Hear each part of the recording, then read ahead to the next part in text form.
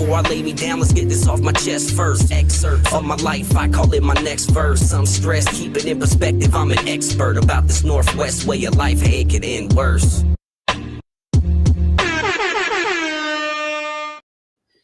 Welcome in, everyone.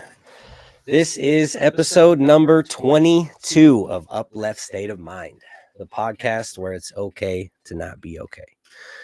This is the show that unpacks the pressure, the pain, and the process, from mental health struggles to finding your identity and even ways that we can grow as individuals. There's no filters, there's no fluff, just raw conversations with people who are learning how to hold everything. I'm your host, Rizzle, and whether you're tuned in from somewhere inside the beautiful Pacific Northwest or anywhere else, this is your safe space. It's a place to breathe, and it's a place to remember it's okay to not be okay.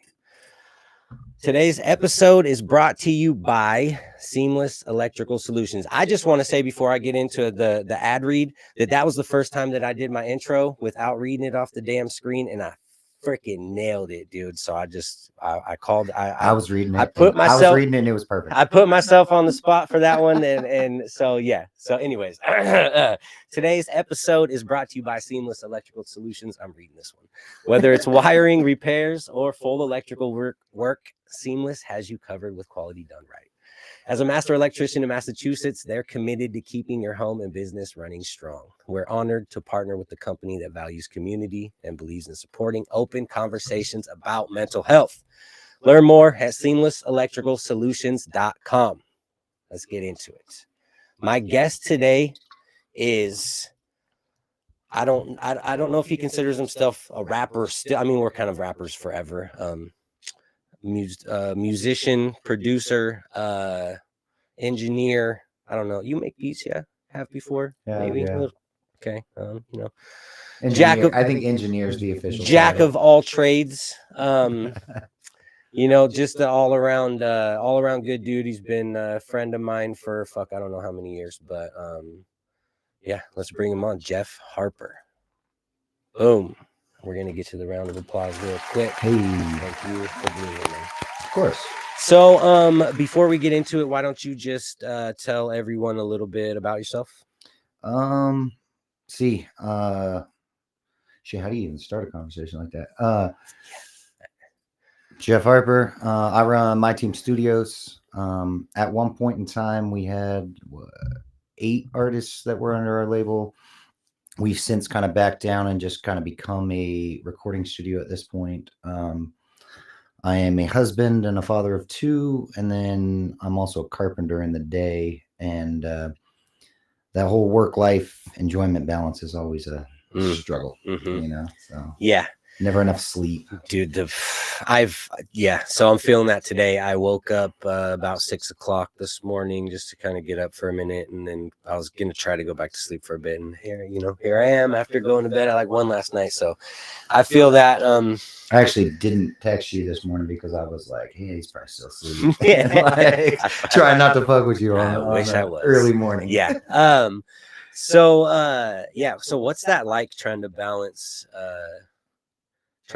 like work life and home life and keeping yourself, you have to find a little bit of time for yourself and that's the game right there. I mean, at the end of the day, it's constantly, you struggle between like making sure I keep work first and then keeping family first.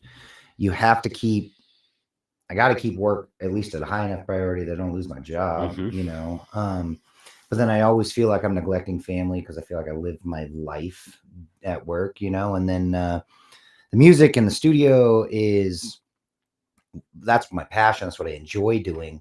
But recording for other people is a double-edged sword because, sometimes you're still in customer service. You're still dealing with somebody that in some cases you don't like or don't like the music. And it's not good business for me to just sit and trash or even necessarily give my opinion in some cases. You know what I mean? So most of the time I'd say that recording is the outlet. It's what I do. But there's certainly times though where I'm like, oh God, you're like, just let me get through this session. I just got to get this done. You know what I mean? It's the worst though when you see, or at least for me, when you start with an artist and you really feel like they're progressing in a successful way, and then they take a backslide, or they decide to take, this is going to sound shitty, but like too much creative freedom with their music, where they decide that they're going to jump into a whole new genre. Yeah. They haven't even quite mastered what they're working on. They just were getting good at it. And then all of a sudden jump into like trying to learn how to sing with auto-tune and shit, like, you know what I mean? And it's always like influenced by them. They heard somebody say something or heard something, and they were like, oh, I could do that. And yeah, they're like, that sounds really great. Like, I could sound really great like that too. Right. Like, Yeah. And so it's tough though. I mean, because music's everything. That's my passion, my enjoyment, listening to it, making it, helping critique it and make it, sound pretty, and when my vision, or when it's their song at the end of the day. So when their vision doesn't line up with my vision of it, I constantly am like just biting my tongue and like, yeah, dude. Yeah. I mean, we can do it that way, or just as an option, we could also do it this way, but like, I mean, I get that. And I mean, I've had and it's like, as an artist too, like there's times where my vision doesn't line up with my vision, like, and that's the shitty thing about it too, is that like, I, as an artist, feel the same way, like where my songs, I know what I want it to sound like, know what I mean? Yeah. And, but I think that where the disconnect is that, at least for me anyways, is that I know what I want it to sound like, but in some cases I'm not capable of making that sound, at least talent wise, and learning that, I think is a humbling experience, to say the least, to realize that you're not going to T-Pain this out, or you're not going to, dude. And I've tried on so many songs, like, cause I know that like there's certain things that I can like harmonize with or do that sound decent or sound good. Like, but it's like, it's few and far between. And I have to make those efforts to try to find that. And like, I got a song right now that I'm working on that I feel like, that I'm like kind of singing on the hook, and I'm like, fucking finally I got one that's like deep, like, but it's all about just, you have to give yourself that grace to make those mistakes as someone that's creating. Well, and you actually have been kind of thinking about this a lot since you asked me to be on this, was just simply that ego is a really interesting thing when it comes to being artistic, or when it comes to being, I mean, just in life in general, but you walk this really fine line between understanding that you're just not capable of it right now, of like, say, singing in a very particular way. Not that you won't be in the future, but you're not right now. Right. And then also that self-deprecation of being like, I don't think I could do that, even though you probably could, you know what I mean? Right. Because everybody I know that is a good singer all think they suck. Every one of them thinks that they sound like trash, know, and got some echo on his end. See, that's on my end. That is what I had issue with the last time. Where's my mouse? It's my fault. I'm sorry. See, and I have the output right. But check this out. Now, if I see, this is the issue we had last time, but it hasn't happened every time that I've had someone in here, so I don't know what the cause of it is. But if I mute my mic and he talks, I bet the echo stops. It's because your mic's picking up my mic, is what's happening.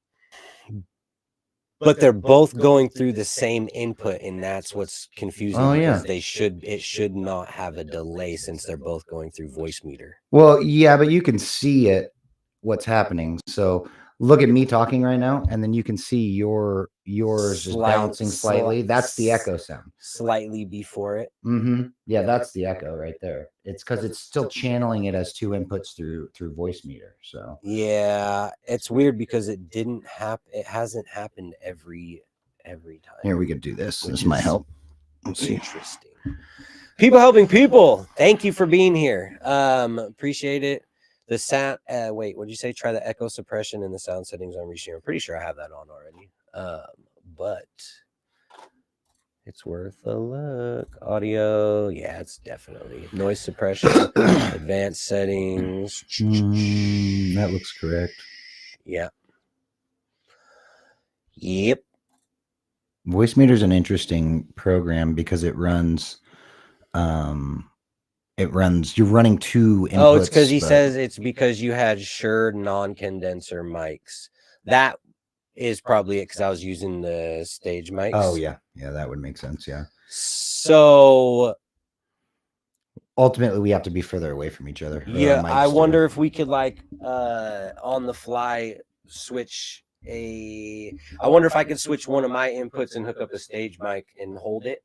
Why don't you just give me one? I'll hook it up to this wire and just move mine out of the way. I'll hold it. Okay. That should fix it. Live show, people. We're learning. Trust me, I don't do this for a living. Fucking asshole. This boom, there you go. Cool. One sec. Oh damn, you got that thing wired up. So yes. What were we talking about? We were talking about ego, I think was what I was touching on, but, yeah. Can you hear me? I wonder is that gonna be better? Pop. Yeah, there it is. So. He's a rapper, he can hold that thing. He I knows know how what to I'm he knows doing. how to there. Okay. Yeah, yeah, you gotta cup it. And, I know when I had it, I was like holding it. I'm like, okay, I gotta hold it like a comedian and not like a rapper. Like comedian, yeah. So when did you first get into music? Oh, geez. Probably like 7th grade. So it's always been a thing, like in my life, has been freestyling. So we, lunchtime or I guess it wouldn't be recess. It was lunchtime or break time in middle school. Me and a few dudes would get together and freestyle, and we were awful. Don't get me wrong, but we all thought we were the greatest thing to come, Mm-hmm. And I wonder if I have to have 2 of those. Is this getting any better? I don't know. He hasn't said yet. Alex, you're not picking up on me at all, so. It doesn't look like, you are. I'm picking up on you a little bit, so that's probably the case. Yeah, it's not showing up on the voice meter now. Yeah, look, see, it's dead right there. And then I bet I'm quiet though. And turn the gain up on mine just a little bit. Keep going, keep going, keep going, keep going. Yeah, that's probably good right there. Yeah, I mean, what's going to happen is I'm going to echo through you while you're not muted, but you won't echo through me, ultimately. So I need to hook up another one of those for you. Do you have does that got an XLR input on it? Oh. Oh, cool. That'll work. So I think I have it set for So yeah, how'd you get into music? Oh, sorry. No, we were, like I said, we were just freestyling. And then what was funny actually is I got a buddy of mine, Brandon, not that matters, but me and him used to rap a bunch together. He was as into it as I was at the time. And we used to rap together, and we wrote a few songs together, but we had no concept of even performing or doing anything with it. It was just music we were making, you know, and check. Okay. You there? Yep. I think so. He we had a whole album together actually, and then he ended up moving down to Roseburg kind of on a whim. And I didn't really, at that time, I had been editing and doing engineering stuff and figuring all of that process out, you know, and he moves off to Roseburg, and I was kind of left holding the bag. I randomly went to a show with Scotty, and we saw Daps. And I remember distinctly thinking that he was really good. His engineering was just trash. And so I hit him up really because I was trying to sell him recording time. It was not for anything else, right? And he came over, and we kind of jammed out for a little bit, and then he asked me if I wanted to perform with him, you know. And I go, well, I can, but I don't have any music that's related to your music, you know. And he gave me a song that had an open verse on it, and I wrote that, and then I performed with him, and I performed one song, and he wanted me to hype the rest of it. And I did for our first show, and then was like, I can't just be hype man, dude. Like I can't do hype man. Like I'm down to share the show with you, but I can't just be your hype man, you know. And then at that time we did that show, and old Nelson was like, oh, it's amazing, good job, and started like kind of pushing on us, you know. And so then and then that's how Daps and Freedom was born. And then that was when like Northwest Noise was really Northwest Noise was big, and you know, and that was Daydreamer was kind of coming into the scene at that time too. And shout out Daydreamer. Yeah, that was a funny thing that like not very many people know is at one point in time, Daps and Freedom, me and Kyle were signed to Northwest Noise with Daydreamer. I was at his first show with him. We were there when Daydreamer kind of got discovered, quote unquote, you know? And that's why I hear that every now and then someone's like, have you heard of Daydreamer? Like, you're like, dog. Yeah. Like, I really know that cat, you know? And but then I mean, we did our album on that. Kyle ended up later quitting music. I released a solo album after that, which actually is great. Freedom of Speech, check it out. Shameless plug. Yeah, exactly. But no, that song, when we talk about mental health and everything we're talking about, that whole album is a mental health release for me. It's the best music I've ever wrote, but it's also not something you would listen to more than once, maybe, because it's depressing music. It's not something you would jam out to in your car on a sunny day. You know what I mean? So I don't make music like that. Yeah. So I can relate to that. Like, it's got, let's see, I've got a song about addiction. I have a song about my dad. I have a song about feeling the qualms of being a white rapper especially a white rapper that does a blue collar job too, and how much everybody in the blue collar industry thought I was ridiculous, but then also how much rappers were like, oh, you're just a white kid, you know. So you get kind of both sides of that, you know. You know, it's eight songs, and it's probably, like I said, it's the best work I've ever done. And that album, though, when I was writing that, it seemed like I was reliving it as I was writing it. My life was getting worse every step, and the further I get along in that album, the worse my life would get, you know. Really? I got let go of my job that I had for 12 years in the midst of writing that. We almost lost our house. There's just one thing after another was a problem. My dogs died, you know. It was a sad country song in rap form, you know. Yeah. So does that like come into play when you revisit that project? Like, does it affect you? Yeah. Because some people like can't, they have outlets, and I think I don't remember who it was, somebody on here, one of my guests said that they can't journal anymore because while they were journaling and using that as an outlet, it was such a dark time in their life that it brings them back to that to even think about writing again. Well, I think that gave me a little bit of a mental block on writing music in general. To lead up to that too, I put a bunch of time and energy and effort in that album, and was sitting there having a very, very depressed day with one of my friends, and we were talking exactly the way we are now about how dude, the more I write on this album, the worse my life gets. And it's just I can't get away from this. And he goes, just release it then. And we kind of hemmed and hawed about it, and then I just dropped it one day. I just dropped it one day on DistroKid without even no promo, no nothing. It is the least viewed, just get it out of my life thing. And as soon as I did, my whole life started to get better, you know. And I don't know if it was because I got myself out of that mental state, or I felt like I had completed this journey of fucking hatred that I had, you know. Both.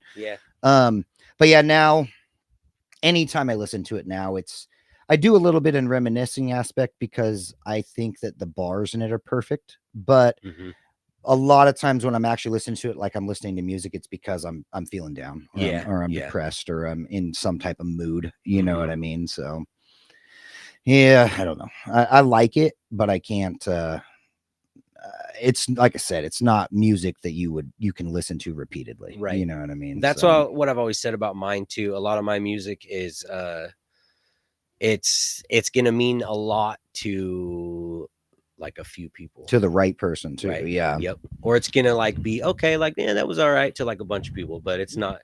Yeah, you're not gonna put it on at a party or a fucking something like that. But yeah, if you put my shit or that album on a party, we'll bring the mood down. Quick. yeah. So what got you into recording and engineering? I'd Doing it always, for yourself? Yeah, And then, I was always doing it. Yep. I was doing it for me. I was doing it for all of my buddies at the time, and then when after I'd released that album, I actually had sat there and was tossing up, just selling all my equipment, and just getting rid of everything. And like, I need to just be done with all of it. because it sat for nearly a year after that without me touching it. I didn't turn the computer on. I didn't, the booth was just covered in dust, old everything, and I was sitting there having a conversation about it with a buddy of mine, and my wife actually goes, "Why don't you just record for other people?" And I like, fucking light bulb, like, why don't I? And like I could charge money. I could that. actually get paid to do this, and so then that's how the public studio was created. Cool. And then we've been running it as an open public studio for, was it 2025? It's about 9 years.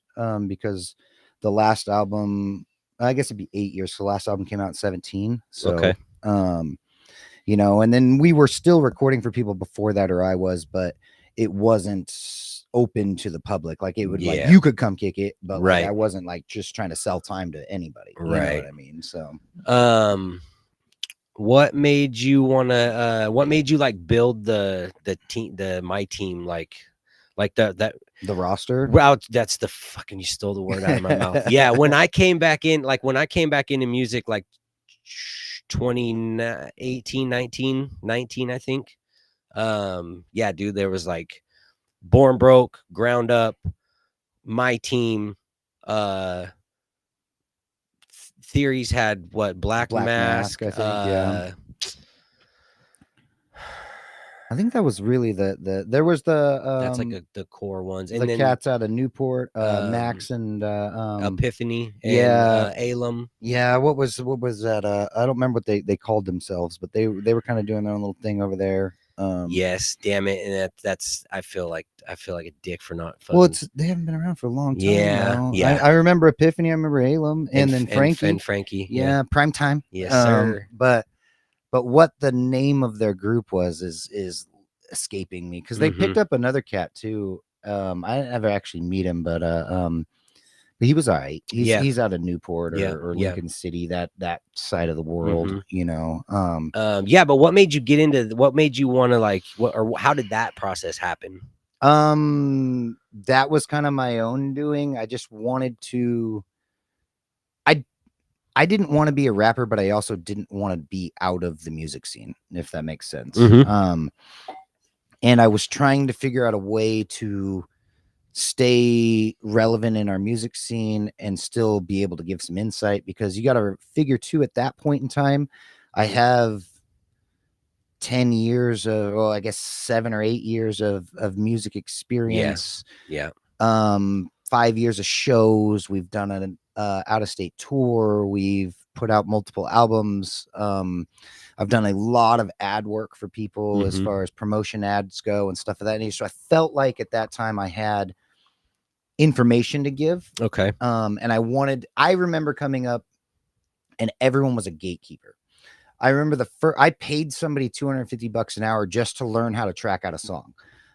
Because no one would teach me how to do it. And this was before the age of YouTube and everything of that nature. Yeah. So you had to pay a studio to do it. And then you just got to kind of look over dude's shoulder. You know what I mean? And the first thing I ever recorded was on reel to reel, on actual tape, and when you need to, like, there is no cuts or comebacks. I mean, everything's mixed while it's being recorded in, and it's perfect or nothing, But then, digital music came out, and that became kind of a whole new way of doing things. But I didn't have a concept of how to put a song together and how many tracks you're supposed to record and all the stuff that goes along with it. So I paid people to record my music, just so that I could watch them do it, you know. And then, you know, when I wanted to start my team as a label, I guess, for lack of a better word, it was more under the guise of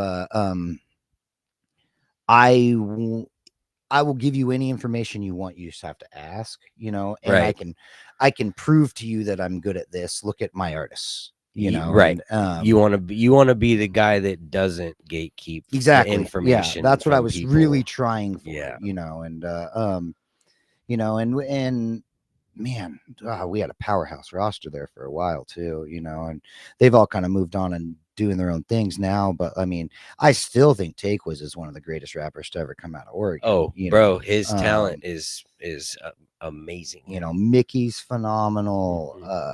You know, we had Stormy after the Born Broke thing split up, and Stormy and Noah are still doing great things right now. You know, I was just talking to Noah yesterday. Yeah, I like that guy. Yeah. You know, you know, what's funny is I was running down that list too of people that were at one point my team, and there's a number of them that have kind of fallen through the cracks that I forgot about entirely. You know, like Brain Damage is completely washed out of my head, you know, until somebody brought it up to me the other day. And, who? Yeah, no. Yeah. You're talking about the guy that Biro punched. Okay. Yes. That's that guy. Yeah, I remember the first time I met him. He I'd shown up to a show. I'd never seen him before. Most everyone at the show knew who I was, you know, but he was being very like Mac flex on how cool he is. And he introduced himself to me, and I go, "That's cool, man. Yeah, I run a studio. Hit me up." You know, and I didn't think nothing of it. And he kind of got flexy about it, and he goes, "Bro, I'm a rapper. Read this." And he handed me his instead of rapping it to me, he hands me his read how dope I am. There's a skit somewhere about that. Oh man. Yeah, I couldn't fucking, yeah, dude. Are you kidding me right now with that? Like, that's so funny. Come on, dude. That's your boy. Yeah. Yep. Yeah. So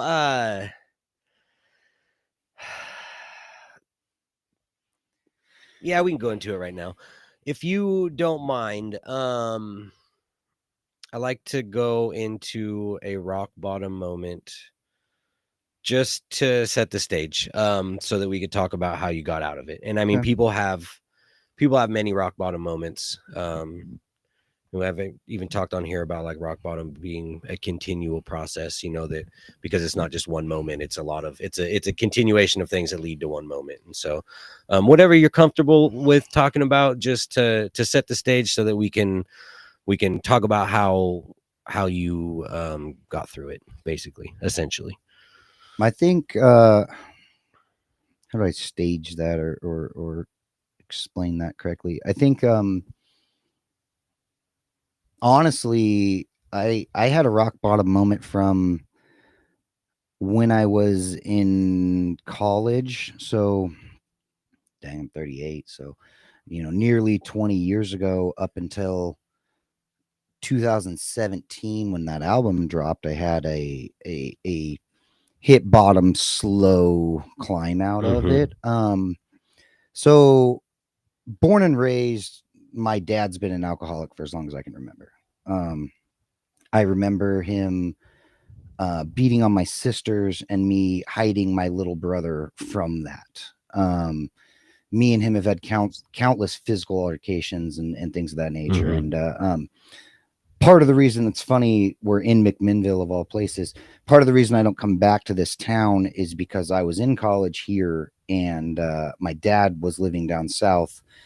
And I used to drive from here to Roseburg to go get him and bring him back to my dorm so he could sober up. And we had a giant moment there at one point in time where I had driven to Roseburg, made my way about an hour and a half north. He lost his mind. I ended up taking him back to Roseburg and then driving back up here again. And on my way here, it was like 5 o'clock in the morning. I pulled over on the side of the freeway and fell asleep. Well, I had finals that next day and I never made it to my finals. Oh, no. That is the reason I don't go to college right now, or didn't finish college. And And I held that against him for a long time. And I was blaming him for the whole reason why I wasn't a successful person. Yeah. And don't get me wrong, I feel like he played a part in it, but at the end of the day, I'm gonna be real with you, I should have never been in a situation where if I didn't ace these finals, I wasn't gonna pass college anyway. Right. You know, Right. It was a straw that broke a camel's back. It wasn't all his doing, Mhm. you know, and it took until after he died for me to get myself to a point where I was starting to believe, like, take accountability for it, I guess. It's know? hard to realize shit like Mhm. that in that moment. Well, you want to blame and somebody I or had something. spent my whole life hiding his alcoholism from everybody around me, Mhm. and making sure that they didn't see what I seen, you know. And from God, 12 years old, I remember lying about it. The reason he wasn't at a football game, and the reason he wasn't here or there was, oh, he's busy. But really, he was passed out, you know. And that shaped me as a person. I felt like I was doing adult shit when I was 13 years old and was playing the parent, you know. And I got emancipated when I was 15 and was living on my own, and going back and paying his bills for him so that he could stay wherever he was at. And I felt like a caretaker more than a son. And but then anytime I'd have a problem, I constantly was just going, you know, well, it's because I deal with him. It's because I deal with him. It's not me, it's him. He's the reason why I'm doing this, you know, and why this is a problem, or, you know, and I'd make dumb excuses and what have you, you know. And but he passed, and then I wrote that album it's called The Struggle. It's a deep song about him and this whole everything we're talking about right now. And when I released that song, I don't know, it was like letting a weight off, you know what I mean? And and learning how to take accountability for my own shit ultimately was I think my biggest struggle anyway, you know, because I had this easy escape. You know, I had this easy out, you know, and because it's hard to take the blame yourself. Absolutely. You know? Well, and I also have that quintessential story that if you look at it from anywhere from the outside, that, you know, come from a broken home, parents were divorced when I was kids, my dad's an alcoholic, my mom is MIA, you know, like you have everything on paper that says for you to, you know, all I got to do is be average, and people are like, oh, look, he came out of the struggle, you know. And plus, if you don't succeed, no one's gonna hold it against you. Exactly. I have a safety net for that too, you know. And so I hid behind that for a long time, you know, probably a third of my life or better, you know. And then after that, I guess it just, the one thing I will say that it did give me that was something I learned at a very young age is that when there's something that needs to be done, you know, whether it be paying a bill or even a problem with another person that you have to address, you know, I'm usually a face on, let's go, I need to take care of this right now type of person. I don't procrastinate a lot of things. And that's because I watched my dad do it all the time, and then I had to play pickup, you know. And which is, I don't know, I think it's a good thing, you know what I mean? Because like when I run into an issue, I try to solve it right there. I don't let it fester and get worse, you know. And so, but I was gonna ask if there was things that you've noticed that you do, or things like the way you are in certain aspects because of the fact that you had to grow up at such a young age. I think that it's, well, that of course what I just said, but I tend to have a natural want to take care of anyone else, or take care. I'd rather deal with somebody else's problems than my own. Any day of the week, I'll take anyone else's issues and help you work through them before I'll even try to address my own, you know what I mean? And that's kind of detrimental to yourself. I mean, it can be. It definitely can. It can be, I feel like, because if you can't I mean, your cup has to be a little bit full in order for you to, help other people fill their cup, I feel like. But that's some of that balance too that we talked about. So yeah, accountability is crazy. Just and it's kind of goes back to, like I said, giving yourself grace to be wrong. It's okay to not be perfect, and like everyone tries to be perfect all the time, and like it's okay to fuck up and make mistakes and not do what you set out to do. It's okay to fail, so I feel like that kind of applies to everything. I was a mechanic by trade for the last 20 years. And then I recently decided that I didn't like it anymore. And at 35 years old, was like, I'm going to go get a new career. And I became an apprentice carpenter. Yeah. And that's dope. Like, now it is. And it's real scary. I'm a real firm believer that if you don't like something about your life, change it. I don't care how old you are. I don't care how much you think that you need to rely on that. Change it. It'll work out, and job's scary because I went from a 20-year career to a job I'd never done before in my life. And took a, I don't know, $8 an hour pay cut or something. So it was a real struggle financially there for a while too, but mental health wise, it's so much better. We're finally crawling back out of it. Money's getting better. Things are getting better. But I don't come home wanting to put a bullet in my head every day after dude, you work, got to be happy. Like, life's too short at this point. And like, I'm too old to fucking be miserable with something like every day. Yeah, if we're going to have to go to work every day, at least go do something that you enjoy doing. I mean, don't get me wrong. If I got paid the same to be at home with my kids and not have to do that, 100%, I wouldn't be at work, but it's tolerable for sure. Yeah. It's and there's some parts of it that I really enjoy, but where I was tying that into what you were saying is now I build things for a living, and there are times when I just straight fuck something up because I never done it before. And when you're working, like I work with a lot of guys that are 20-30 year veterans of what we do, and they might poke at me a little bit and talk a little shit, but at the end of the day, they understand just as well that like you can't learn without fucking up. I drove and I told my wife this morning at breakfast, I said, hey babe, I learned how to drive an excavator yesterday. She's like, yeah, did you do good? I said, no, I sucked at it. She goes, yeah, it was your first time ever doing it. I said, yeah. She goes, okay, but like I did it, I tried. And so I think that's the key thing, and my last guest actually said that there's no point in doing something that you're not going to be happy doing. Or there's no point in not chasing your dream, because if you do something that you're miserable doing and you succeed at it, you're still fucking miserable doing it.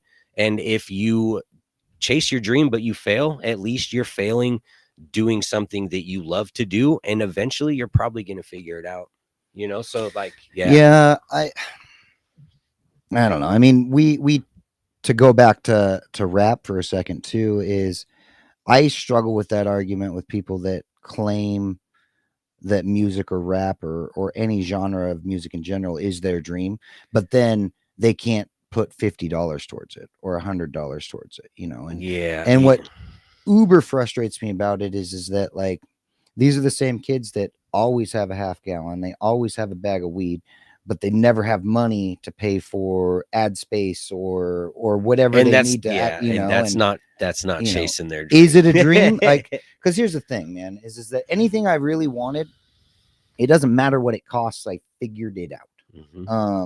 I don't know. I mean, sometimes I worked extra hours, sometimes I did illegal shit, sometimes it doesn't matter. I came up with the money because it was important to me, and where I'm getting at with it is that if it's important, you will figure it out, and don't like your front when people tell me that like you're trying to preach your dream to me, but like you need to ask yourself that, like, at the end of the day, is it that important to you? Is it important enough to go without getting drunk today, or or smoking or to go get an extra job or to go whatever, to come up with the money you need to do this, And I think a lot of people don't realize that, like, if you are going to chase your dream, you have to sacrifice things, and you have to like actually. And so people get stuck in that middle ground of like, I'm chasing my dream with one foot in, but the other foot I'm just having fun and shit. And like, yeah, you're not. That's why some of the like great people that do like anything, like some people don't like them, or they say they're assholes, but it's like you have to be dedicated to, you have to have that commitment, I guess is what I'm trying to say, to anything. And it doesn't matter what your dream is, I'm a big car guy. If I'm in a current situation in my life where I have to pick one or the other, do I continue my path in music, or in order for me to pursue, say, race car, like, what I would really love to do, would mean eliminating this other factor out of my life entirely, and this becomes a weighing subject in my head of what's more important, but if you're going to do it, you need to do it. Exactly. If you're going to do it, you have to go both feet in. You can't, halfway anything, or especially a career, like music, or like, any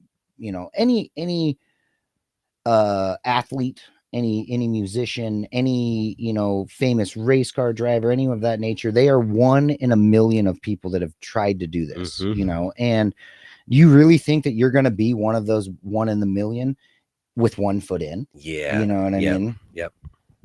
And I don't know. It's a tough thing. And I had to humble myself and remind myself that the dream to be a famous rapper was something that, when you first get into rap, that's the immediate thing you think of, right? Right. But I don't know that I really enjoy being the front man and having all of that lifestyle and that aspect of it. Right. I'm not a fan of that, whereas I do like being in the music scene. So I found kind of a little nestled spot that lets me stay in it, but not have to be out till 2 a.m. at a bar and on tour and gone for a month away from my family and then financially waiting for the next, show in order to get paid, in order to, and so that was just an aspect of it I didn't enjoy. And I like making music. I don't know if I like the business side that goes along with music. So yeah, I mean, and that's cool too, because it can still be that expressive outlet, without all that added stress. I also think that people with dreams need to let them be a little more open, I guess, for lack of a better term. Is your dream to be a famous running back that's only ever played for, Atlanta Falcons or Seahawks or whatever, or is your dream really to be a part of the NFL organization, right? And maybe your athletic prowess didn't get you there, but you also really love the sport. So now you've found a niche position somewhere in between. You got to temper expectations a bit exactly. too while you're building your dream out. Old Man Burger says, "Hi there, everyone. Hey man, how's it going? Thank you for stopping in." So it's something that I've talked about here too, just tempering expectations, because I get you expect one thing, and really I can hope for a good expectation or a good outcome, but when you start expecting and setting yourself up for like, this is what's going to happen, and that doesn't happen, that's when you start like going into like self-doubt and like, oh well, I'm not good enough, and I didn't, I don't have what it takes to do that. And so well, and that's the destroyer of everything right there. Self-doubt and self-deprecation is, that's everything. The burden of failure. Like, that's why I think I've missed out on a lot of opportunities in music and shit, just for the simple fact that I'm like, I don't know if I don't want to do that. So I'm like, nah, we'll pass on this opportunity to begin with, because I don't want to have the chance to fail or something, and it's like, that's, I think stupid. Yeah, I think that the fear of failure is a real problem, you Mhm. know, whereas take the opportunity, and if you fail at it, then I mean, At least we're still you're right? still You're chasing in the your same dream, spot that right? you were without Yep. doing it, you Yep. know, and the world's unfair too. You get a lot of people that will look at you differently because you canceled on an opportunity. Yeah.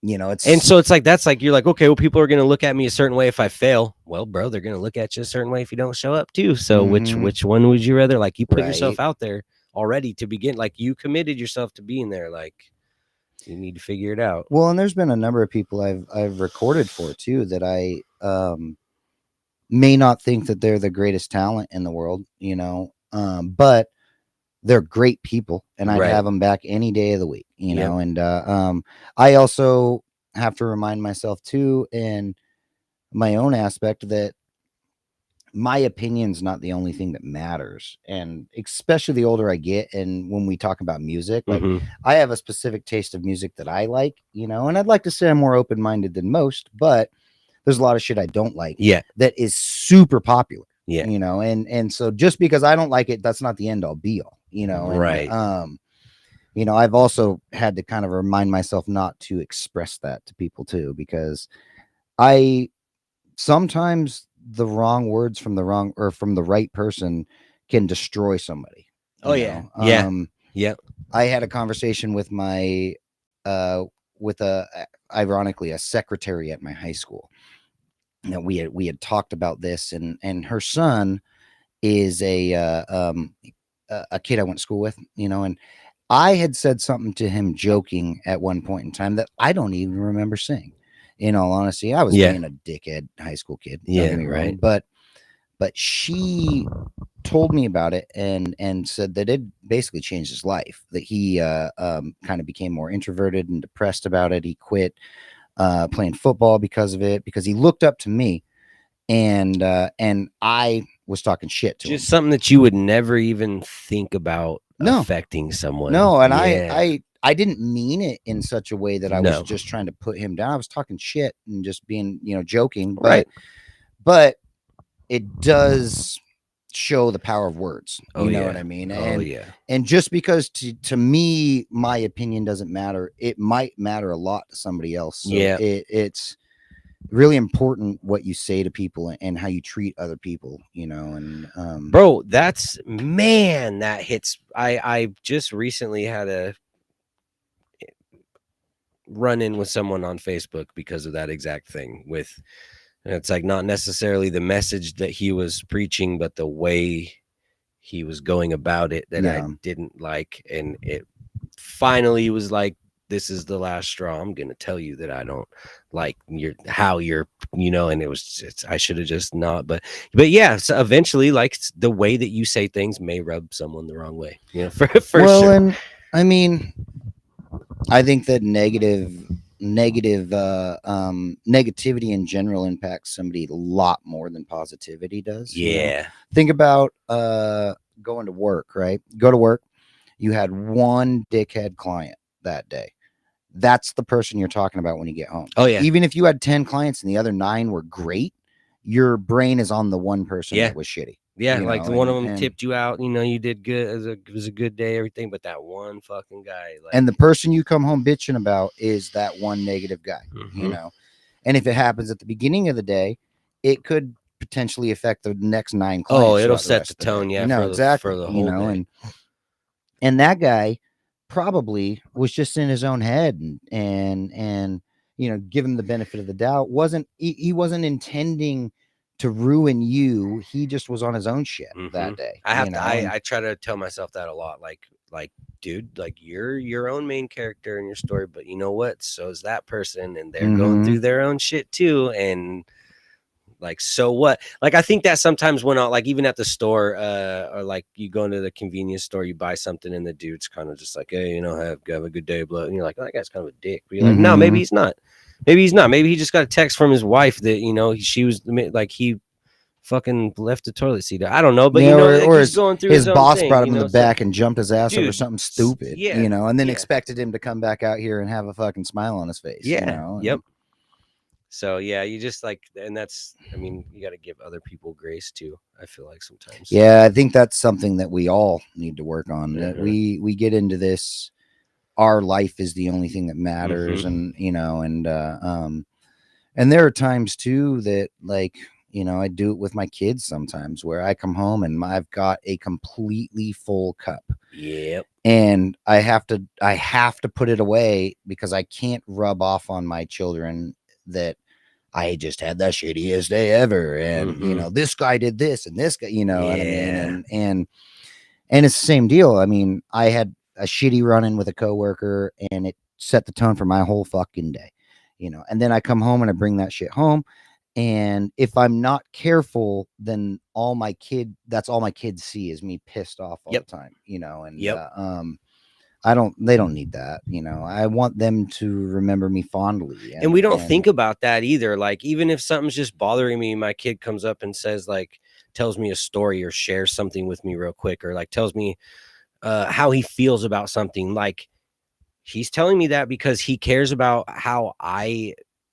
what your opinion how is I of it. would Yep. feel about it. He wants Mhm. my opinion on it. And so, like, give him the reaction that he deserves. Like, it doesn't matter if you're going through Right. some shit, like, give him the 5 seconds or Well, whatever and to, sometimes, yeah, you just dismiss them, Oh, dude, totally. and Totally.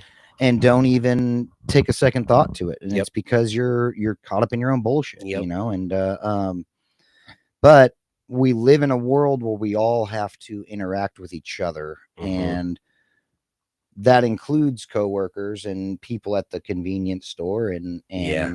kids you went to school with and what have you, and but when you bring in family too, your wife, your kids, that sort of thing, you have to understand that a part of you has to allow them to have their light too. It's not, Yep. you're not the only person in the story anymore. You Yep. know what I mean? Yep. And the more, I would venture to say, successful that you are, the more that you have those types of relationships, and not necessarily Mhm. wife and kids, but relationships with other people, helping other people build themselves up. Yep. Yeah. If I had to define success, that's what I would probably call it. Yeah. Not financially necessarily, but fulfilling relationships with other people, Mhm. and it really doesn't matter who those people are. You're the guy that works at the convenience store that you talk to every day, or Yeah. your coworkers, or and some of my old employees from 15 years ago are some of my best friends, and I've helped them. One of my best friends is, I hired him, he worked for me, I promoted him, we became coworkers. He went on to start his own business, and Yeah. and before that, he was he told me this. I feel like I'm tooting my own horn, but he told me this, was he was a meth head. His and, words, not mine. Yeah, his words. But he was smoking dope, and he was all in and out of the streets and what have you. And he just recently told me that it was, if I wouldn't have given him a job and worked with him, that's still where he'd be. And Oh, damn. Okay. which Yeah. was, Yeah. it's a really weird thing to hear somebody tell you, by the way. Like, I don't take compliments well, and so it's when somebody Yeah. really go like, Yeah. thanks, Yeah. like, but then I feel like I'm condescending, and it's the whole thing. I'm Mhm. super introverted about that, and Oh, you yeah. know what I mean? It's Like, tough to take I compliments. want to and show shit. Yeah. appreciation and show you the reaction that you deserve for But giving I'm me gonna be that awkward. compliment. But I'm gonna be I'm awkward gonna be doing awkward it. motherfucker about it. Yeah. Thanks. Yeah. Yeah. Yeah. Because in my head, I'm a fucking pile of garbage. I'm nowhere near where my expectations of me should be, I guess. And that's a struggle that I'm going to chase forever, I think, is being okay with who I am and not who I thought I was going to be. Oh, and that's a double-edged sword for me too, because like I have this image of myself that is like, I'm so good at everything, but then it's like, when I am good at something, I feel like I'm not good at something. I Or, get it. you know what I mean? I Like, get it. Yeah. Yeah. like I'm the fucking best, but then when I actually start getting that praise or whatever, and I'm like, I don't deserve this. I don't feel this can't be real. Like, Right. I'm Do not. you feel Yeah. like a fake? Yeah. You know what I Yeah. mean? Like, it's undeserved praise, I Mhm. guess, and yeah, that's how the music scene always felt to me, Yeah. and Now, mind you, too, the music scene is full of a bunch of fucking yes men and people that just want to tell you you're amazing. That, you know, I don't want to like just sit and bag on anyone, but you watch somebody on stage and you know that was not a good set. You know, that they did and everyone's coming up to them telling them that they're amazing, and that's a weird situation there too, because I don't want to be the dick that's like, bro, you could have done better. It's not that it, wasn't, man. that wasn't it, you know. But I also don't want to be over there, you know, jerking them off, telling them that I think that they're the fucking greatest thing to ever touch a microphone. You know? So I don't know. I think it's I think that I'm afraid of hurting other people's egos more than I am anything else. You know what I mean? Yeah, I don't want that. It would be an awkward conversation. I don't want that awkward. Well, and even when the conversation's over and you walk away, you feel like the dick. You know what I mean? Yeah. Even though you did tell them the truth, that you know, and you didn't lie about anything. It's still, I don't know. I haven't mastered the way to have that conversation gracefully. I guess, you know what I mean? So I just try to avoid it. You know? So what, I mean, you've been in the music scene for a long time, and I don't necessarily know if that's even going to have anything to do with your answer to this question, but what is one of the proudest moments in your life? One of your proudest accomplishments? I mean, people say kids, people say wife, but like, I want to know that. I want to like just pretend like I'm asking you about your top 5 rappers, and you don't have to say Tupac.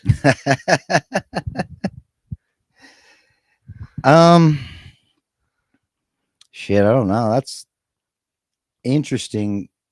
I don't know, and I say that in the sense of I don't know that I've ever accomplished something in the sense of like this is my dream, I set out to achieve it, and I achieved it. You know what I mean? Don't get me wrong, there's a lot of things I've accomplished along the way, but not a lot of them were like, this is what I'm going to do. This is how I'm going to spend 10 years working on it. You know, I'm really proud of both the albums I've put out. I think that musically they're phenomenal projects. You know, I don't know that there's a single line in any one of them that I would change, you know.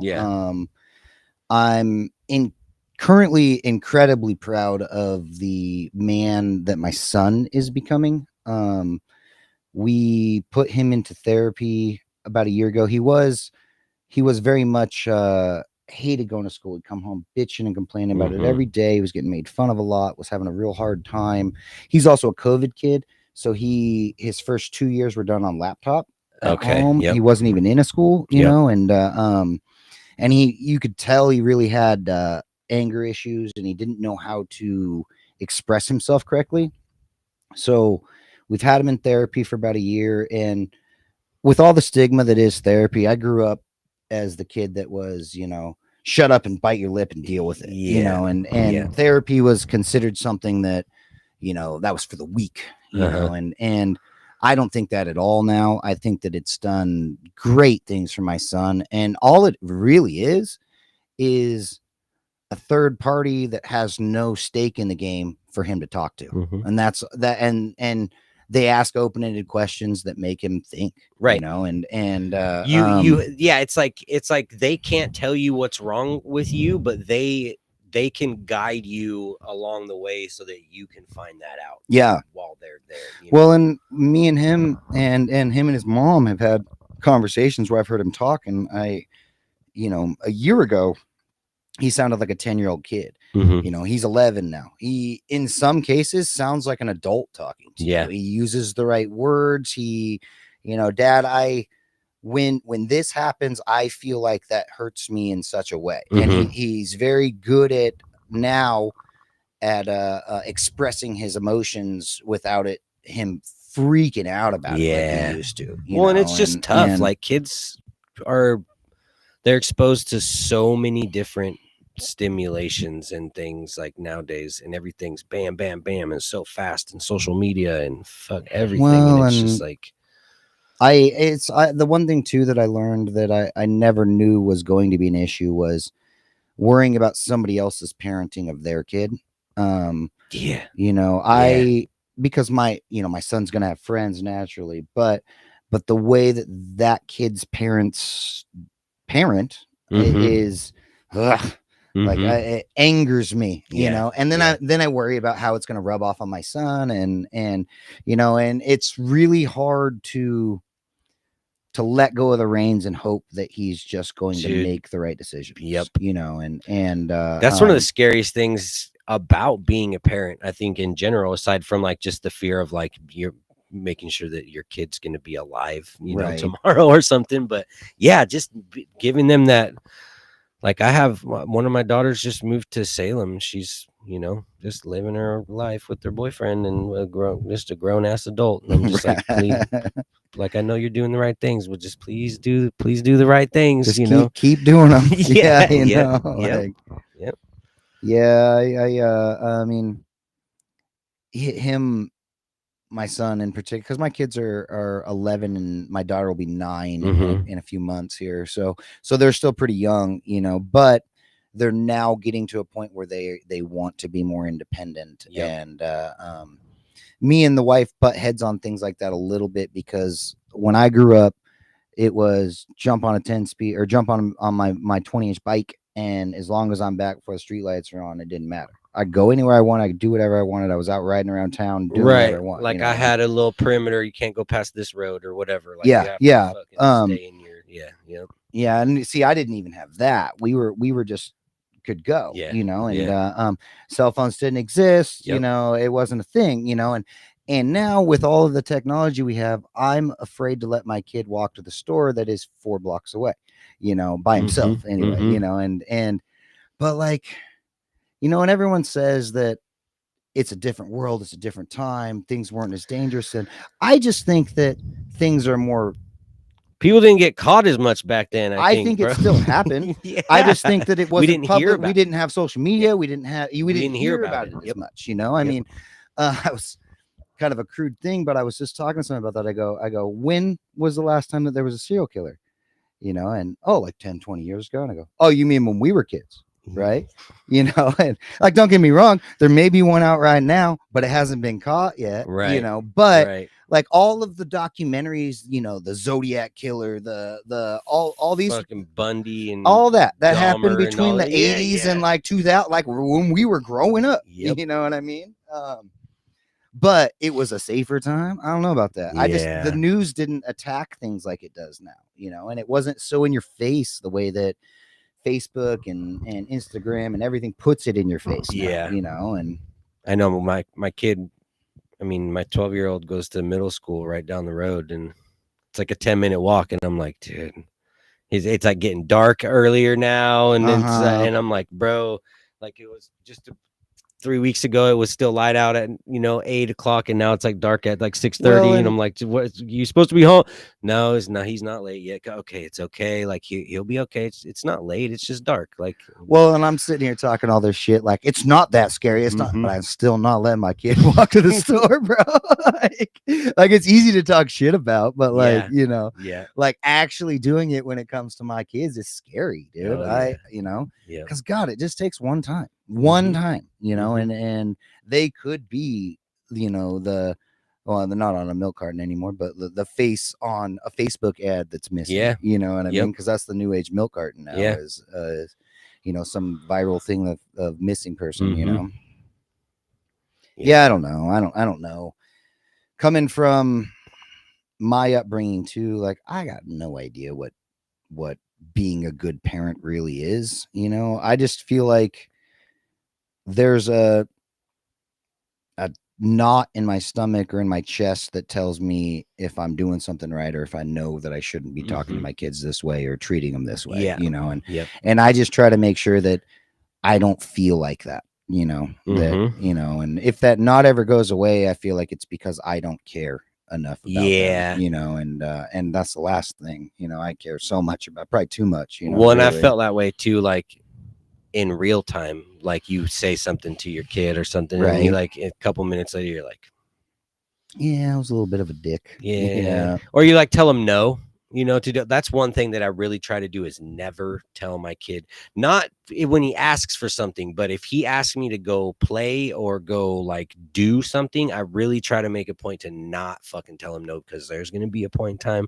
where he's not going to give a shit about what I'm doing and he's not going to want to do that with me. So, but like, yeah, I'll like tell him no, and then like go in the other room and I'm like, hey bro, you want to go do that? yeah, you know, like what is it? Mhm. What's a fucking half hour doing something, you know, like, Well, I read a thing too that was real impactful to me, at least for work, is that you know, up until recently when I switched careers, I'll work as many hours as I need to. I will be there till midnight. I will whatever to make sure that this company is taken care of, ergo I will be taken care of, right? And then I started this new career venture, and I read something about how, you know, your kid's not going to remember how much money you made working overtime. They're not going to remember that you worked through Christmas and whatever because you got double time and a half on it. They're going to remember that you weren't home, that you weren't, and you weren't at Christmas, and you know, and so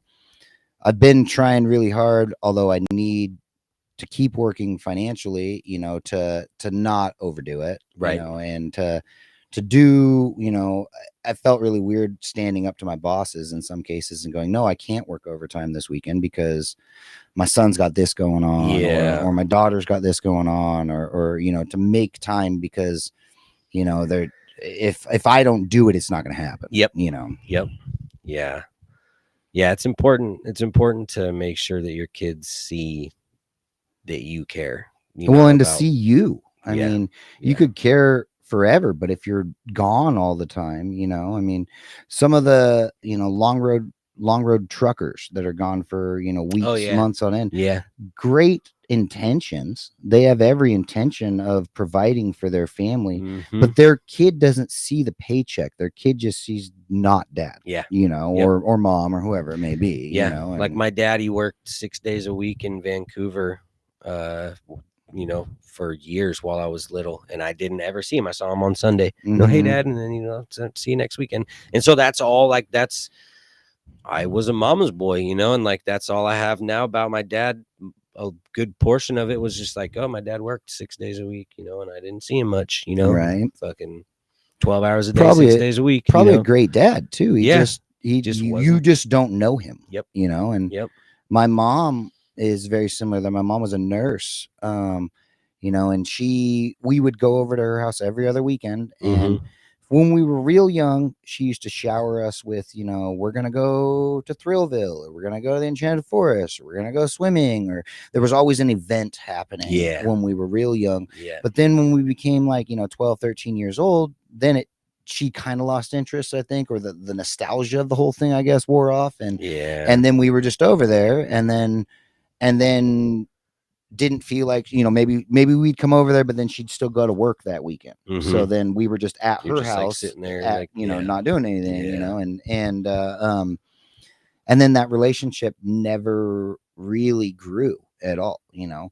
I have a very troubled relationship with my dad, but I also know him very, very well. I know everything about that man, ins and outs, because I spent every day with him. You know, and that's one thing I will say about him is that he was very present. As much as it almost was a bad thing, he was there all the time. So I know a lot about the man, but you can't know somebody if you're not around them, I guess is what I mean, Like you can know about them. You know, my mom's a great woman, don't get me wrong, but I don't really know her, you know. And she is now 60 and in in-home care up in Portland, and I just went and seen her for the first time in a few years, you know. And some of that's on me, don't get me wrong. I'm not it takes two people to make a relationship, but I don't know, part of me almost feels like it's too late to start that relationship, you know what I mean? And so I don't know, I struggle with that a little bit too. That's got to be tough for sure. No. So what do you advocate for in life? I mean, I advocate for mental health. I try to do my part. Everybody's got to advocate for something. I don't know. I don't know if advocate's the right word for what I'm gonna tell you, but I'd say that the two things that I live my life by would be that, number one, I think my wife probably gets sick of hearing me fucking say this, but it's gonna work out, and that's always when you feel like you're against the wall and you don't know how you're gonna take care of this bill or figure this situation, whatever, like it's gonna work out. Like, bro, that's what I say. All she gets stressed out about something, and I'm like, you know what? Like, it's gonna be okay. We'll figure it out. We'll figure it out. We always do. It usually works out okay. Yeah. We ain't dead yet. We've had a lot of problems, and we ain't died yet. So I think that's a really big one. But that really ties into the bigger deal of like, live your life to be happy. Now that doesn't mean that there's not going to be parts where you don't like it, I mean, right. But be intentional. Yes. With the things that you do. Yeah. Exactly. And if to the core what you're doing you hate, change it. Like I said, I'm a carpenter now. Today I wheelbarrowed concrete and it sucked, but that's not an everyday thing. As a whole, I really very much love the job. I like building things, I like working my hands. There's a lot about that I love, but there's going to be a day or two here or there where I don't like what I've got to do, Yeah. But as a whole, I'm happy with it. Well, and that's part of the thing. Like when you choose to do something, there's gonna be negative aspects to that thing. Oh, every time. And so you just have to remember that, like, hey, this sucks right now, but I put myself in this situation. I put myself in this situation knowing that things could suck at times in this situation, like. So. Well, and I mean, the best way I can relate to that with you is music. There are times when I've sat down to write and just can't put anything on paper, and it's a struggle and it's a fight and I'm frustrated and I can't, it all sucks. Everything I'm writing sucks. There's nothing I can do that's good. But when you're on stage and you're controlling a crowd and everybody's loving it, that's the greatest feeling in the world. Yeah. There's nothing better than being on stage and doing well and the crowd responding to it. You're a god in that moment, but it can't all be live shows and perfect. You know what I mean? You still are going to have writing time and you're still going to get writer's block and you're still going to have to do ad promos and touring. I know that you had a struggle with a tour one time, that's why I bring that up, bro. It sucks. It was rough, living in a car and, and show's not working out the way that the promoter planned it or promised it, and being out of state, showing up to a venue and they're like, who are you? And we're like, dude, we're being the only, you don't know anyone and you've got no one close to lean back on except for the people in the van with you, and but you put yourself in that, you intentionally put yourself in that situation, hoping to grow or experience something. Well, and it's such a open-ended opportunity that is music, because you do shows in Montana and to you it was the worst show that you've ever done or performance, or it didn't sell or whatever, but what makes it all worthwhile is when you get a message from one person that was in Montana that like you didn't even know was at the show, and they go, dude, that was amazing, or whatever, that was great, or this song changed my life, or I looked you up afterwards and I've been listening to you, and that's such an intangible way to view things because there's no real metric to it. You can never really prove it that you actually made that it had any purpose to either in some cases, and I remember one time being real down and shit about music, and I had just gotten off stage, and it was one of them shows where I was supposed to go on at like 9,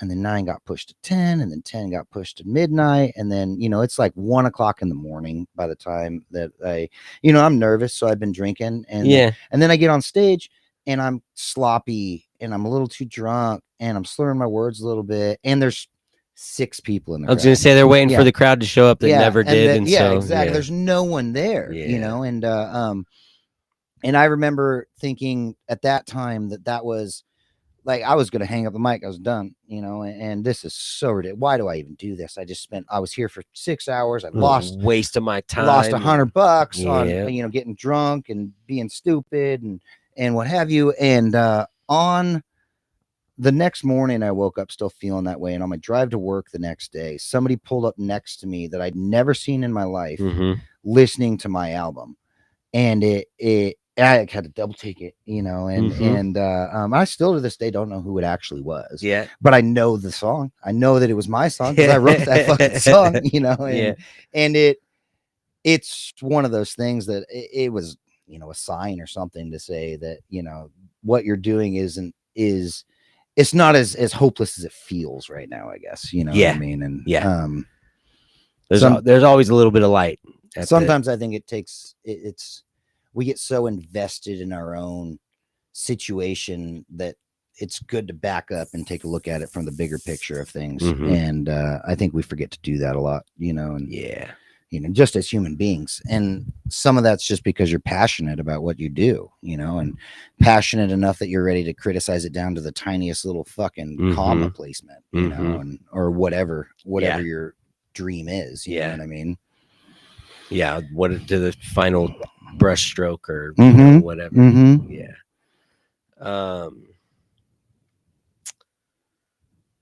Well, shit, man.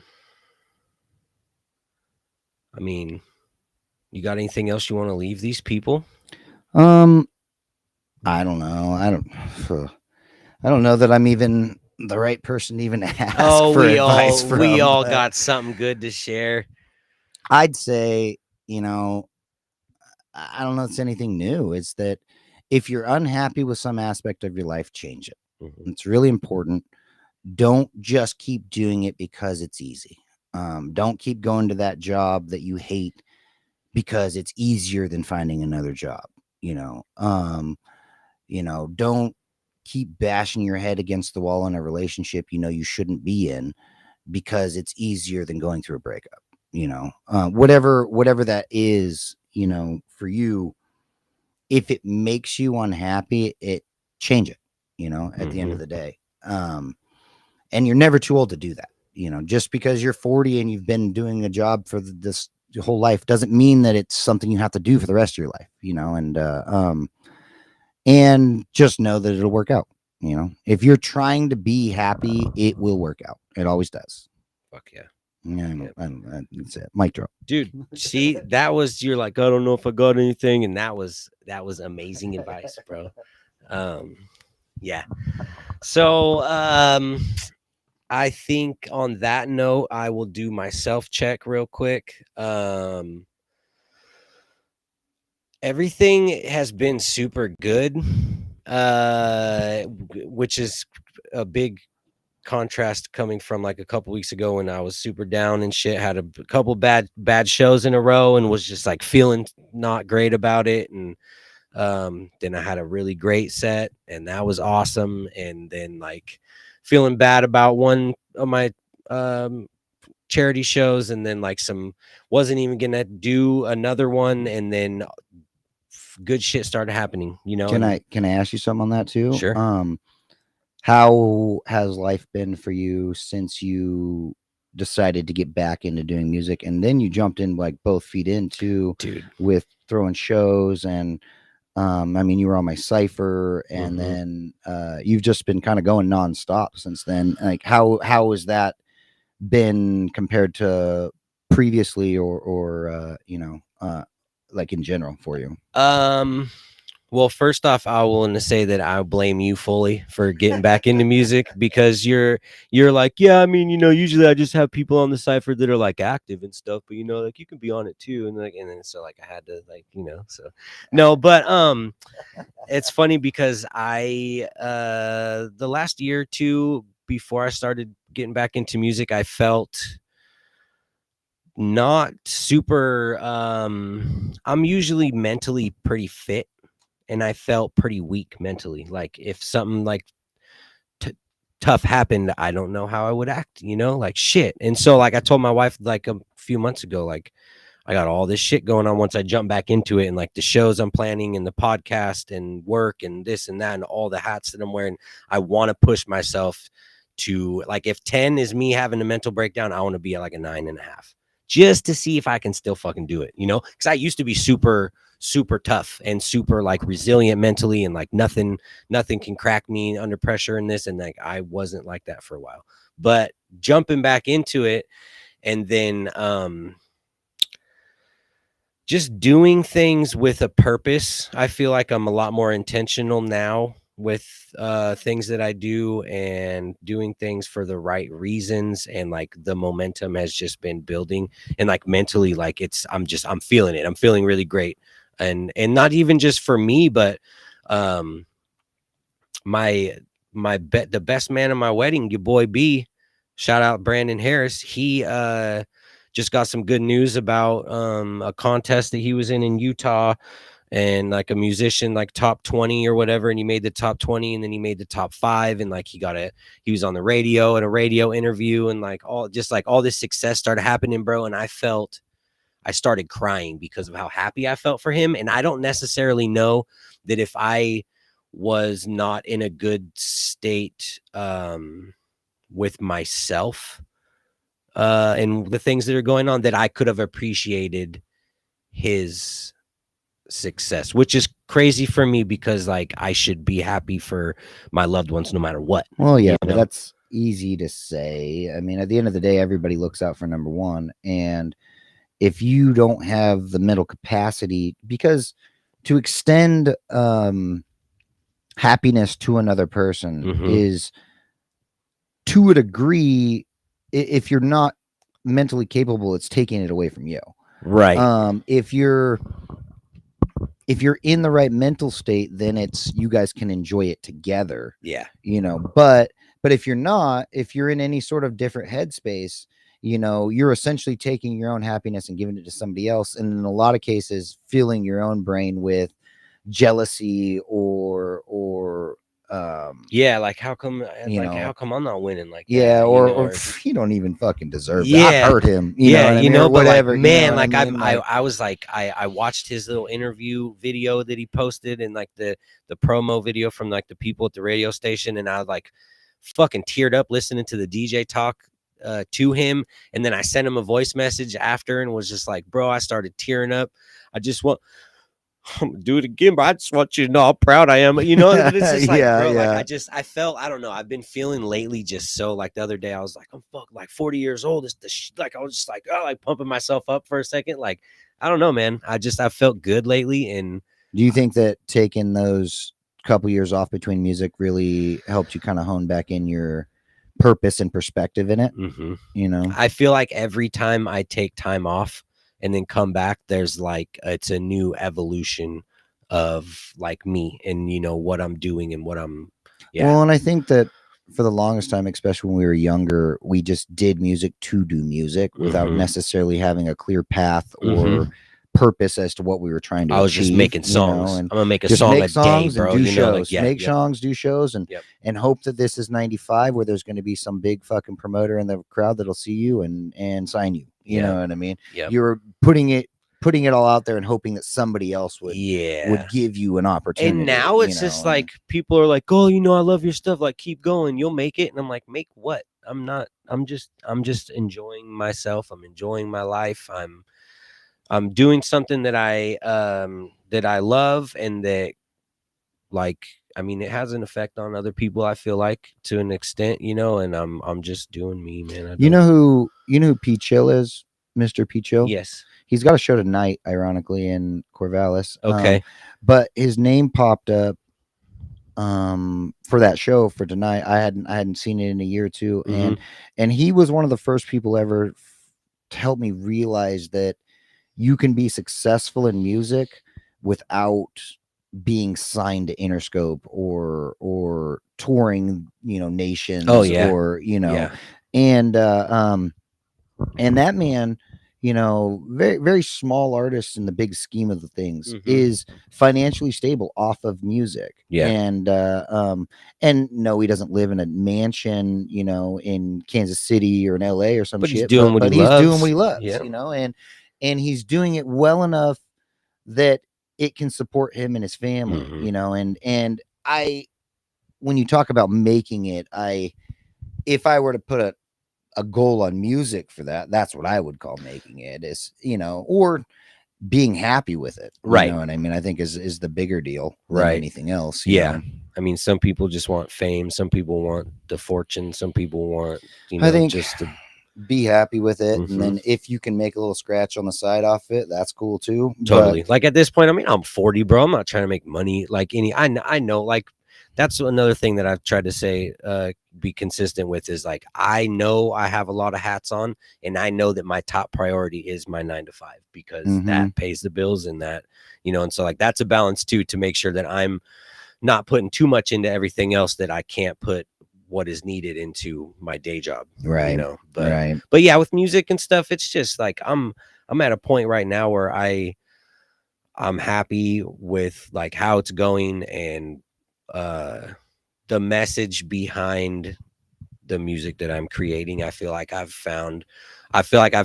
nestled into like a comfortable zone right now. Nice. Yeah. So I was laughing about that, dude. When you're talking about being 40, is like, I now, and it's going to age the shit out of me, but I now decide on if I'm going to a show by what day of the week it is, bro, and if I got to work that day. And then 2 is there seating there? Because I'm not really trying to stand for 4 hours, dog. Like I'm more convinced to go if I got a chair or like a table to sit at while I'm there. But if it's one of them standing in a crowd for 5 hours things, like, count me the fuck out, dog. Like if I'm buying, like if I'm buying tickets to something, it's like, is this general admission? Like, am I standing? Or... Yeah, right. I ain't even trying to be like within breathing room of mosh pit. No. Like, nah, dude. I'm trying to get my table. I'll sit in the back and listen to it. The acoustics are better back there anyway. Like, I don't want to talk to anybody. I just back here.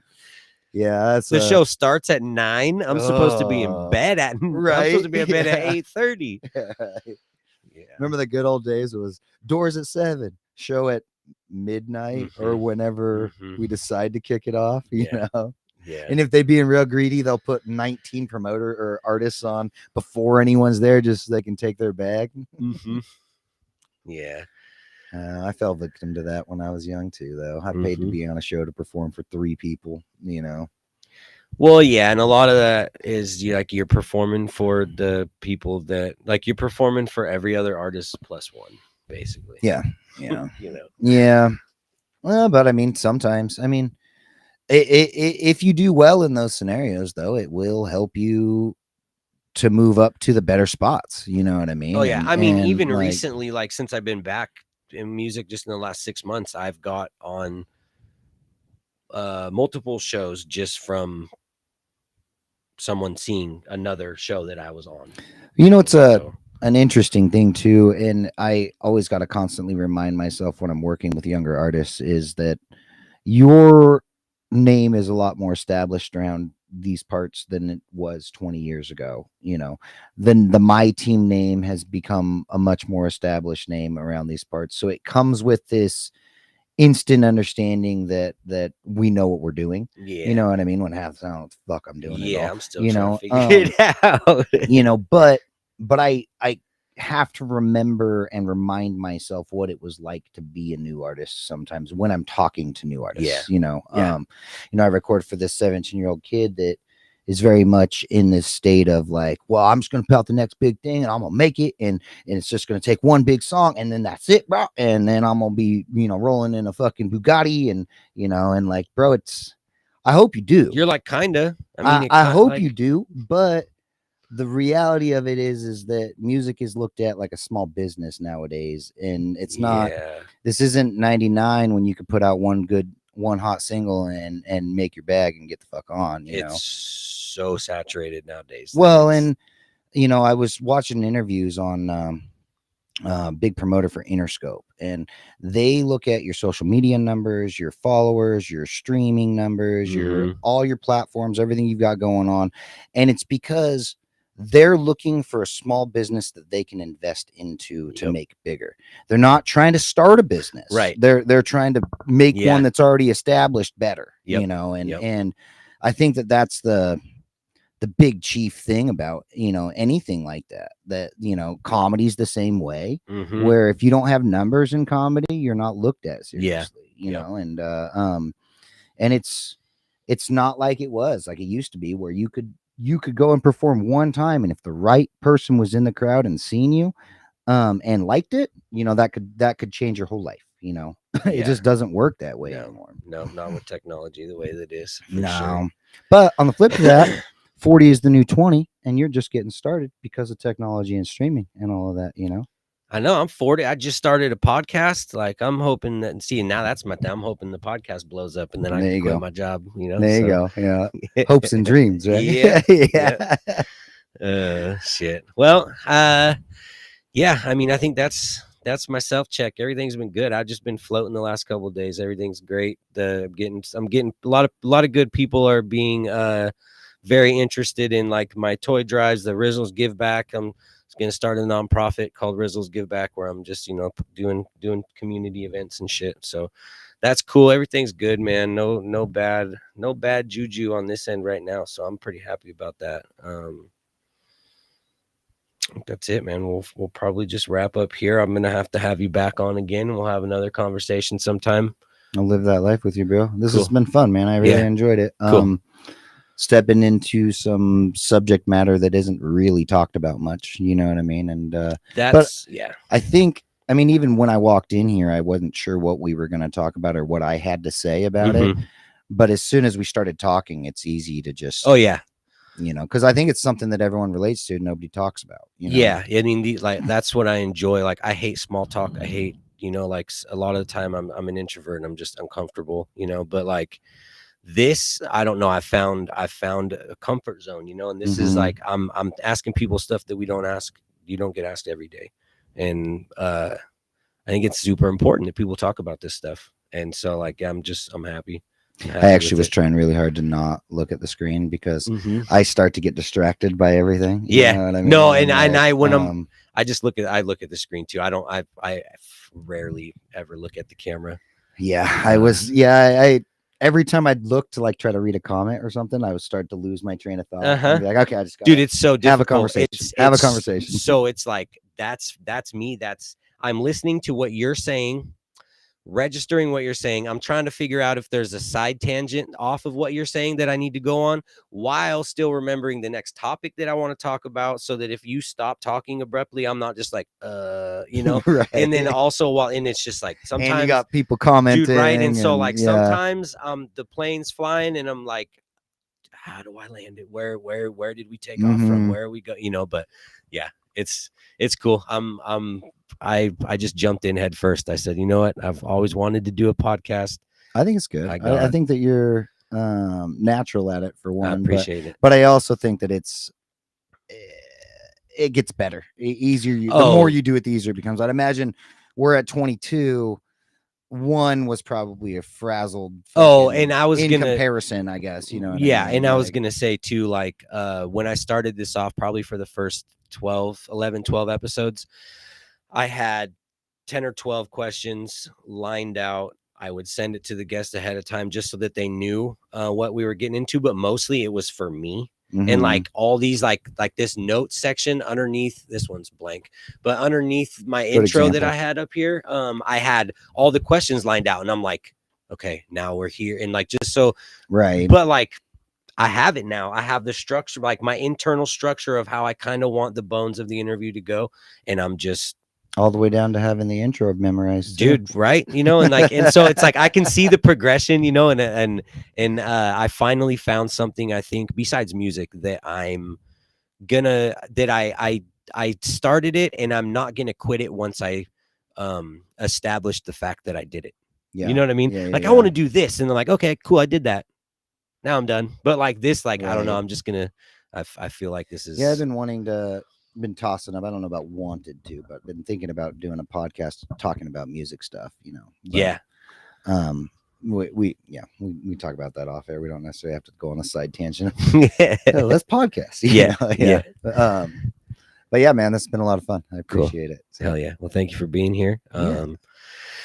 And I don't know if I I mean, I know my outro by heart. It was funny because I told my wife, I said, I'm writing my outro on the board so that I don't forget it, but I'm writing it down from memory, And so it's like, it's funny. One of those things, once I get live on there, I'm like, do I can remember it? But yeah, if this episode resonated with you at all, please share it with a friend. Everyone needs to hear something. We just might be the place to say it. As always, don't forget to like, comment, and subscribe for more episodes. And remember, it's okay to not be okay. Tell somebody you love them, and we'll see you next time. But before I lay me down, let's get this off my chest first. Excerpt of my life, I call it my next verse. I'm stressed, keep it in perspective, I'm an expert about this Northwest